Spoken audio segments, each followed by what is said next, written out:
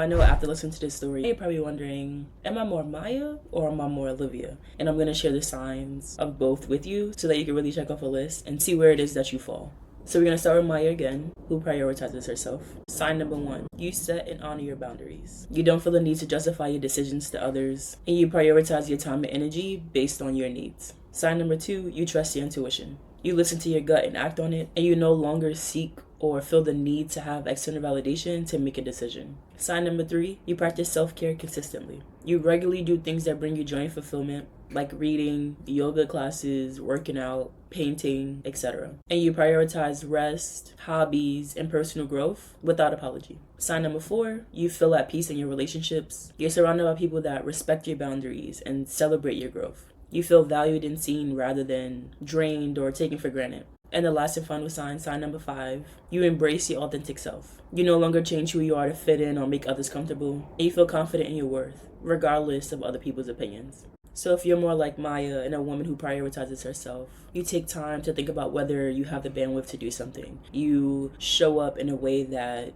aligns with your time and your energy and the things that you want to do that week. You think big picture. It's not just short term. You think about your week at a glance. You think about your month. You think about the stuff that you want to do that's on your calendar already. That yoga class you want to do, making time to paint, create, learn a new skill, whatever it is, it's already on your list, and then you fill in the gaps around your hobbies, around the things that you want to do, and not the other way around. Having all these different things on your list already and then trying to fit you on the list. No, you're the priority. You're on the list. And that doesn't mean that you can't compromise or it's set in stone. Sometimes that Wednesday night activity gets moved to Thursday because you have something that's coming up that you actually do want to do. But the point is everything fits around you and not the other way around.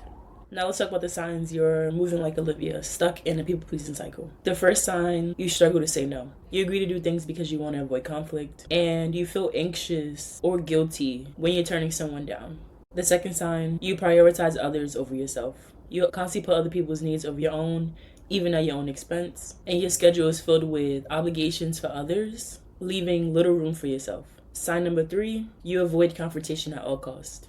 You're more likely to downplay your feelings to keep the peace. And you avoid expressing your true thoughts or needs out of fear of upsetting others. Sign number 4, you seek external validation. Instead of validating yourself, you feel you need others' approval to feel worthy, or you base your self-esteem on how much you can do for others. And the last and final sign number 5, you feel drained and resentful. 9 times out of 10 or 10 times out of 10, you feel unappreciated or taken advantage of, and you feel exhausted from constantly meeting everyone else's expectations. So to recap, you know that you're an Olivia if you just agree to do things to avoid conflict. Your schedule is filled with what everyone else needs and wants from you, and you're trying to fit yourself in those pieces. You find it hard to make decisions on your own. Your help, your love, and your care is never met with appreciation.